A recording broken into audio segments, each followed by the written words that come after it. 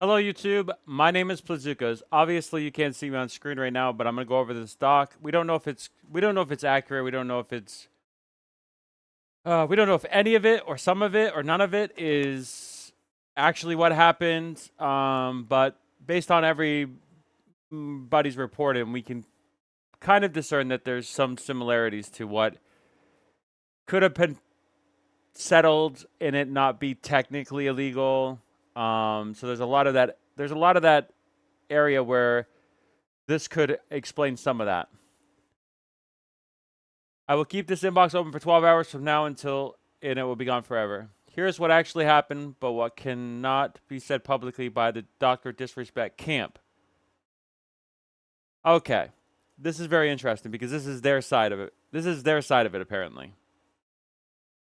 So, unfortunately, what we're dealing with potentially is someone who wanted to leak some information that might be beneficial to Dr. Disrespect and make a narrative that could be interpreted to be not illegal, not predatory, and yet just more of an innocent exchange of business.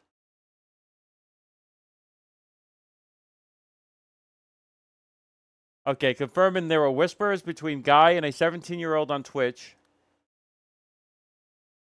The age was not known at the time, but we don't really know that. No one ever knows that.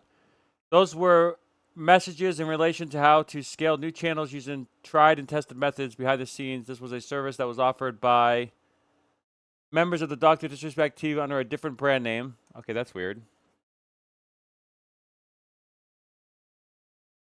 Oh, so when they would go to TwitchCon, they would basically leverage their brand and get, what is this? They pay them? The brand name used could be interpreted in many ways. Okay, the transcripts were part of the court proceedings, and as outlined, shown no wrongdoing nor illegality. The issue on Twitch's side was how some of the messages and brand name used could be interpreted differently, and was interpreted differently by certain members of the Twitch team that had taken a dislike. That's very, like, I don't. With also disrespect to the bathroom incident, the internal feeling was that it would only be a matter of time before they got him on something. This one, see, it's worded in such a way that it's just so, like, partial and biased to Dr. Disrespect. This one, however, was way wide of the mark and wasn't what they thought it was. This became a lot of back and forth with Twitch with various people. Okay, let's get him camp. Like, this is so, I think this is so motivated, to be honest. His whispers are being monitored because a core group of influential people within Twitch wanted him gone. Interesting. I don't know about that. That could be like we've actually heard of campaigns where there are people within, obviously not working for the company, like not working in the interest of the company, but doing it on their own.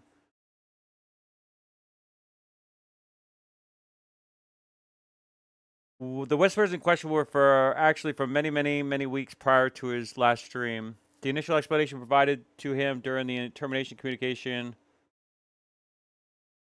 not befitting of the Twitch brand, which I think that's accurate. He's right in what he said at the time of we still don't know because for a long time Twitch could not commit to any explanation over and above the inappropriate behavior not befitting of the Twitch brand until the matter went to court. Yeah, because they were legally binded. The matter went to court and it was found in discovery that not only did a group of Twitch employees conspire to get him, but they also broke data protection internal policy. That's what we all thought. We all think that something was broken here, that you're not supposed to go into these whispers. They were supposed to be encrypted or whatever else, probably weren't at the time. DCP irregularities by disclosing to a third party who he also had contact with what they perceived to have happened. Internally, the argument on their side became why else would he be messaging someone that young, implying only a sinister perspective for the avoidance of a doubt. There was no sexting as implied by a former Twitch employee. There were messages, but not of that nature, but we don't know that. Nothing has been confirmed or nothing has been confirmed. I think this gives you a cursory of maybe some of the things. Like every story has two sides, and this probably is one side of the story, and there's probably multiple sides to the story, to be honest. Dr. Disrespect was the one who initiated legal proceedings and settled because of the fact that once something like this is said about someone, it cannot be unsaid, and there would always be some, perhaps not fans, who would say, where there's no smoke without fire. We have so many people accused of things that turned out to not be true in the past. It just seems like, okay, this is whatever. He agreed to the no party admits any wrongdoing joint statement purely because he understandably wanted all of this kept quiet. No, it wasn't understandable. I mean, it was understandable in the time. It was 2020. It was the Me Too movement. He would have been toasted. He would have been roasted, if I'm being honest. Because not to mention the messages were probably available at the time. So then we could look at the actual messages, and those would have probably been more implicated. Because I mean, if they did actually breach these protocols, then unfortunately, someone like Dr. Disrespect or Guy would have had a claim regardless and would have won, regardless of the severity of the text, as long as it wasn't overtly sexual. Even if the demeanor could have implied that, and then when they met, 17 and Guy was what, 30 something at the time, or 35, whatever, fucking almost 40. Trying to leverage his brand with young kids. Like, what the fuck is that? Like, what is this? What is this? We've talked about this. We've talked about Tectone. We talked about Hex Juice having an audience that I perceive to be younger. Like, stop trying to fucking go after the young kids, man. And if you do that I think that's negative, you know? Has now made his tweet that changed things considerably. It's out there now and can't be walked back. Dr. First that he cannot respond to this properly because, okay, that's interesting. I think this is mostly fake. I think this is mostly faked. May be forced to pay back the settlement that he won. I'll say that again, that he won. There will be legal avenues forward on this one, and it will likely ultimately manifest itself in a huge damages claim against Twitch for this coming out. What do you mean? He's not part of Twitch anymore. Yeah, this is probably just a bunch of bullshit, to be honest. Some of this is probably true. There's some accuracy in here. I'm not going to deny that. When he publicly backed Nick Merckx recently, the same group of current employees tried to identify if there were compromised separations agreements from Twitch. If they spoke out, only one had the guts to try after testing the waters numerous times before to sell concert tickets. Okay, yeah, this does not sound legitimate at all.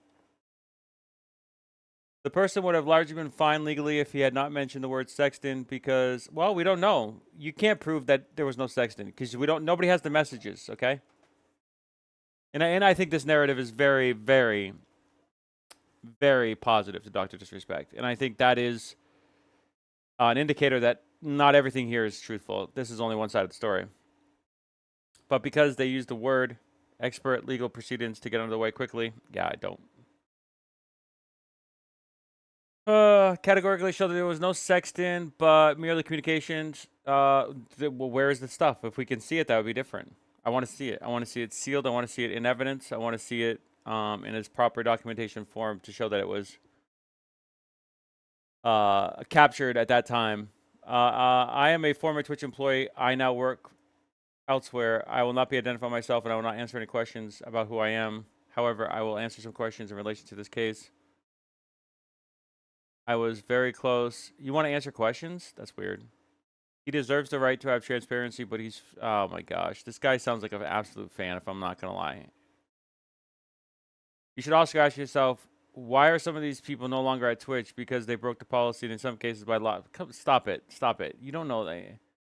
You have a duty to balance the report of this until such time as court proceedings provided. There's no court proceedings. There was no lawsuits provided yet. Connor is still lawsuitless. He's been good to you all. Oh, my God. The Midnight Society piece is an example of a lot of people getting cold feet. They asked him about it, and he told them messages existed, but they weren't in that nature reported. But couldn't share them as part of the settlement, and the decision was made to put out the statement in haste. That was an impulsive move that they'll regret later. That's so weird. Yeah, I mean, this is, like, most likely 100%. If it's not fake and it does have, like, some validity, maybe some of this is kind of true. The 17-year-old could have been. It could have been a 17-year-old. The nature of the text could have been a little bit more sexually. Um, it could have been. It could have had that tint, and if you read it, you could go either way.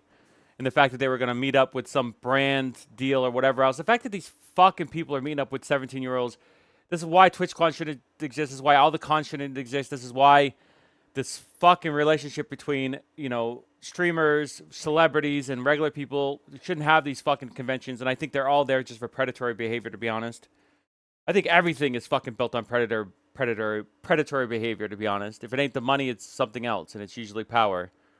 And power usually involves some kind of fucking sexual fucking privilege or access or something else. And younger kids are usually, the people that are the ones that are gonna be victims to this. And then they grow up and they don't talk about it. And we need the Me Too movement to get them to be brave. And then when they get brave, they just get ridiculed. And they said, "Why? What's the fucking point?" It was just. It's not even worth speaking up. It's actually better to be quiet. So.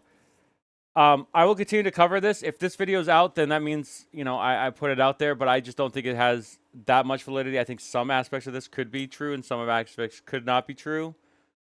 Probably 17-year-old is true. There were probably people in Twitch that had a problem with somebody like Dr. Disrespect because of his behavior, and Twitch had not had the renaissance that it has now with all these people coming in that are basically disrupting it as much as it is. It was more of a safe space, or it was perceived to be safe space back then. It never was, obviously. So there's definitely probably some truths here, but every story has two sides, and I'm sure there's going to be more. My name is Suzuki. If you like this content, like, subscribe. I'll see you in the next video. Thanks for watching. Bye for now.